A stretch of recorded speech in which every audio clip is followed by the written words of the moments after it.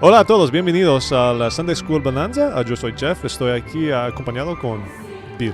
Gracias por tenerme aquí, es un privilegio. Es un placer tenerte aquí.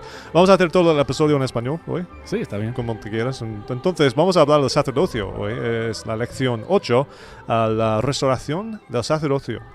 ¿Qué español? Tú. Porque, bueno, hablo castellano. Sí. ¿Y qué hablas pero tú? Yo también. ¿Qué hablas tú? No digo. La lengua de Hugo Chávez. Sacerdocio. No. Sacerdocio. No puedo. Sacerdocio. Sacerdocio. A lo mejor, más fácil. A lo mejor le suena muy Chávez, rara. Con Hugo Chávez. Está bien. Y que se sane Hugo Chávez con su cáncer. Quizás vamos a hablar inglés, ya. Yeah, a lo mejor. Okay, fine. I don't know what happened there, folks. We just felt like hablando en español. Yeah. Entonces, this is Sunday School Bonanza. Thanks, brought to you by This Week in Mormons. Lesson 8 this week, the restoration of the priesthood, joined by Bill Doolittle, in case you didn't pick up on that. Yes, thank you for having me in English. Bill is my only co-host, to my knowledge, who can speak Spanish with me. So This joke only works here. some of those other fools, like, served in Canada. Oh, man. So they speak Toronton. Yeah, they just speak politely. That's all that. It's stupid. That's all that really does. And they go to Tim. I'm blanking. Tim Horn. Tim. What's the? Oh, I suck. Tim Hortons, right? The donut/food place. It's popular. No, it's Totally over my head. Oh my gosh, Totally I'm the over worst. my head. So let's move right along. There's a lot to cover in this lesson. So we're going to talk this week about the restoration of the priesthood. So of course, to lead off, what is the priesthood? The priesthood, as we often say, simply is the power of God and the authority of God given to man to administer his affairs on the earth. Simply put. The priesthood, of course, has been on and off the earth at many points in time, and we can effectively describe each period of time when the priesthood has been on the earth as one of the dispensations, I would say. And then when it's been removed from the earth, that dispensation has ended. So as a recap of dispensations from the first lesson of this, you've got Adam, Enoch, Abraham, Moses. I feel like we're missing one in there. Yeah, there probably is. There's got to be another one. Who am I missing between? Oh, Noah. Thank you. Sorry. Noah. Adam, Enoch, Noah, Abraham, Moses, Jesus Christ, Joseph Smith. During all those 7 periods, the priesthood has been upon the earth. Of course, it will not leave ever again now. We are in the fullness of times. So the priesthood's a very interesting thing, and I wish we had a woman here for this lesson to give her input as to how she feels about the priesthood. Bill and I both hold the Melchizedek Priesthood, and right? By doing so, hold the Aaronic Priesthood, and it's used primarily to bless lives and to administer the affairs of the church. But it does beg the question, real quick, Bill. Like, why do we? I understand blessing people. Why do we need to have the priesthood to run the church? Why can't I just be an administrator and just roll in and say, hey, get stuff done? Well, I think and not the judge in Israel stuff. Just running the church. Just running the church. I think it comes back to something that I think distinguishes us as a revelation-based church, which is, I think most churches in the world do kind of what you've described. They recognize that there is no fundamental priesthood authority to run the church, but that's okay. Like, everyone does their best to kind of run the church the way that they think it should be run. I think people are sincerely motivated by a desire to do it, quote unquote, the right way and to do it according to God's will, but they just kind of do it the way that they think is best. By contrast, in our church, we believe that our leaders really are directed by God and that the church is run the way He would have it run. So it's kind of a top-down, coming from God, that's how the church will be run, as opposed to a well-meaning bottom up where people just kind of get together and figure out what they think the best thing to do is. And not that there's anything wrong with the latter, but of course, if you really want to have a religion that teaches people to do God's will, having a church that is run by revelation and thus by authority, in this case the priesthood, is necessary. Exactly. And speaking of that priesthood, so this brings us back to the pioneer times. Mm-hmm. Joseph Smith, Oliver Cowdery, we're stumbling basically upon concepts of baptism, if I'm not mistaken. Right. And they were curious about it. And like many things in the church, I liked it. They were thinking about an issue and asking for guidance and just trying to figure out what this was all about that they were seeing in the Book of Mormon. Exactly. And, in fact, it came up while they were translating the Book of Mormon, and they saw do you think they were in Mosiah? Yeah. They were in Mosiah, and they were seeing Alma baptizing his people, and they saw the covenant there in Mosiah 18, and they said, well, we need to do this. And there were a lot of people at the time in the area who were disputing the form of baptism, and Brigham Young, for example, before he came across Mormonism, wanted to join another church, and he refused to do it unless they baptized him by immersion. And so there's a lot of controversy about this. Well, so Joseph and Oliver in the Book of Mormon come across this. They say, how is this done? Do we have authority? So they went down to the Susquehanna River near Harmony, Pennsylvania, where they were translating, and they prayed about it. And in response, they received a visit from John the Baptist, who appeared and told them that he was operating under the direction of Peter, James, and John, and then he conferred upon them the Aaronic priesthood. So a huge moment for them. This is the restoration of the priesthood. It is now officially on the earth again. And they have have keys. Yeah, and had not been since those apostles themselves were right. Around 60, 70 AD or something. Yeah, like that. since not long after the death of John the Baptist. So it was big coming back, and among the things that were restored, you'll find in the manual and in your lesson, you'll probably cover this experience, what happened and what we can learn from it. And then it'll talk about what was restored. It included the keys of the ministering of angels. And there's a great quote from President Hinckley there that talks about what that means. He says, "That means, as I interpret it, that if you live worthy of the priesthood, you have the right to receive and enjoy the very power of heavenly beings to guide you, to protect you, to bless you." So that's coming. That comes sort of in the execution of the priesthood, in doing the things that you're authorized to do. Angels will help you, and that's a huge promise.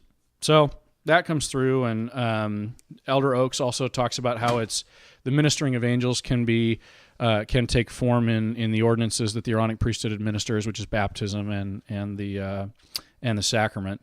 And that gets elaborated on in the last section. There's a great quote from President Holland about the keys of repentance and baptism, which is also the province of the Aaronic priesthood. He says, "We ask you, young men of the Aaronic priesthood, to prepare," this was given in priesthood session conference, "to prepare and bless and pass these emblems of the Savior's sacrifice worthily and reverently. What a stunning privilege and sacred trust given at such a remarkably young age. I can think of no higher compliment heaven could pay you. We do love you. Live your best and look your best when you participate in the sacrament of the Lord's Supper." So it's really a sacred obligation. And here are, now our young men do it, and I hope that people don't ever get sort of over it, right? Like it's so commonplace that they don't really value it.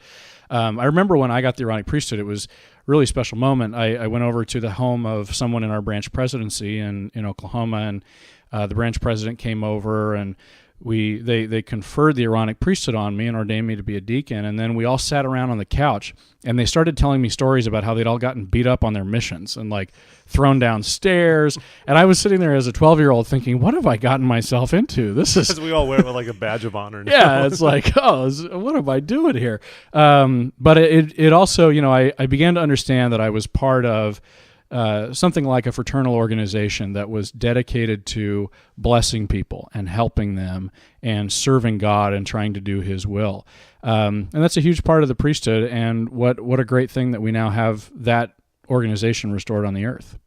Yeah, and it's amazing when I think about the Aaronic priesthood restoration, because the first thing, of course, they did was they baptized one another right after that, and they were given that authority. And the main things of the Aaronic priesthood, the preparatory priesthood, are the key, or the power to baptize and to bless the sacrament, as we see in a lot of these things, the lesser priesthood. But of course, another thing that they were told is that the fullness of the priesthood, the Melchizedek priesthood, would also be restored to them in time. And so a couple of weeks later, and we dug around trying to find out how this actually came about, but to no avail. Mm-hmm. So all we know is that Peter, James, and John appeared to Joseph and Oliver, presumably when they were just out doing their business or doing something, but they appeared to them and restored the Melchizedek priesthood to them.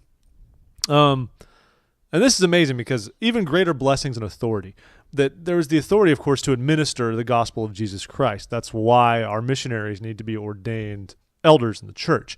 The keys of all the spiritual blessings of the church, for example, which is stuff. It's very interesting, though. You see what the scriptures say, like in Doctrine and Covenants 84 and 107. These are two of the great passages for priesthood stuff. But talks about the knowledge of the mysteries of the kingdom, the power of godliness manifested through the ordinances of the gospel. That one speaks to me a lot because I feel that when I when I'm worthy and when I'm privileged to serve in a priesthood capacity to help others, you feel that sense of, not like I am a God, but you feel that sort of godly love and authority transmitting to help other people. And I think that's remarkable. Other things, of course, the right of presidency, which is no big deal, but to be a stake president, bishops generally, unless you are a Levite, in which case you can do whatever you want. If nobody understands that, read about the tribes of Israel. The Levites get all sorts of special privileges. If you get a patriarchal blessing and they tell you you're from the tribe of Levi, you should. Well, it depends on your feelings about the church. If you let somebody know, you're going to basically be the bishop of your ward instantaneously. So think about that one. But because honestly, no one else can lay claim if there's a Levite present. But whatever. Yeah, and you couldn't even whine about that bishop. Like you couldn't be like, oh, he's not doing a good job. Oh, he's a Levite. It doesn't matter. He gets to do it. It's his job. It doesn't matter that he's 16 years old or 4 to just shut your trap. There he is. So, but I like this. The right of presidency, which is the thing that we need to govern the church. And we talked about that earlier on to start, that we do need the priesthood to govern in the affairs of the church so that we do it appropriately and through the Lord's will. And that's one of the most difficult things. And I find any calling still daunting because I want to do the will of the Lord and do it the best way. And it's so important that we submit ourselves to his will. And I want to extend this past just the priesthood in any calling we have, man or woman, to pray and seek his direction to do things as he would have them done.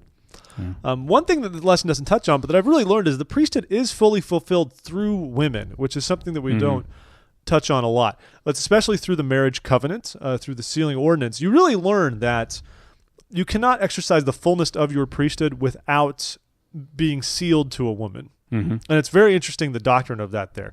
And I wish the lesson would talk about that more, because I really see that the priesthood is sort of exercised in tandem once you are actually sealed to somebody. That the man has the authority, but it is fully necessary to have a spouse to sort of make the most of it. So, I mean, I love that all these things have been restored. Bill, I'm sure you've had many experiences where your priesthood has been a blessing to the lives of others. And I even know you have. I mean, I know friends of mine who have been recipients of your priesthood help at times, and they've even told me about it, how wonderful it is. And and we have a real responsibility, and I hope that as men, for any men listening, that we can take that responsibility seriously, because I think oftentimes we take it casually, like a lot of things, and just say, do whatever I got to do. But the point of it is not that we lord over anybody. The point of it is that we have a sacred trust to carry about the affairs of the kingdom, to do so worthily and humbly. And I mean, it's something that I think we should be really grateful for. I mean, you think about, like, Martin Luther taught about the priesthood of all believers, but